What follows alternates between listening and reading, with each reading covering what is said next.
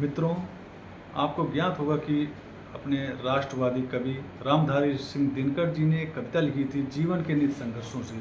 उसमें इस कविता में उन्होंने बहुत ही बढ़िया ढंग से जीवन के संघर्षों और समय की उपयोगिता और विपरीत परिस्थितियों में सुख सुविधाओं का बड़ा ही मार्मिक ढंग से वर्णन किया है, जो कि आज मैं आपको सुनाना चाहता हूँ।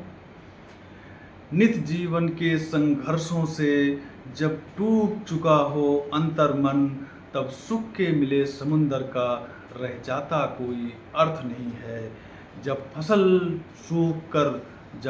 सूख कर जल के बिन तिनका तिनका बन गिर जाए, फिर होने वाली वर्षा का रह जाता कोई अर्थ नहीं है। नित जीवन के संघर्षों से जब टूट चुका हो अंतर मन, तब सुख के मिले समंदर का रह जाता कोई अर्थ नहीं है। संबंध कोई भी हो संबंध कोई भी हो लेकिन यदि दुख में साथ न दे अपना, संबंध कोई भी हो लेकिन यदि दुख में साथ न दे अपना, फिर सुख में उन संबंधों का रह जाता कोई अर्थ नहीं है।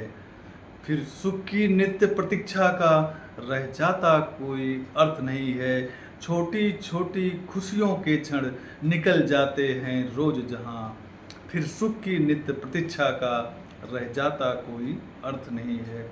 मन कटुबाणी से आहत हो मन कटुबाणी से आहत हो, भीतर तक छलनी हो जाए, फिर बाद कहे प्रिय वचनों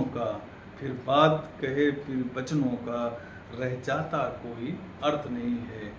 सुख साधन चाहे जितने हों, पर काया रोगों का घर हो, फिर उन अनगिनत सुविधाओं का रह जाता कोई अर्थ नहीं है।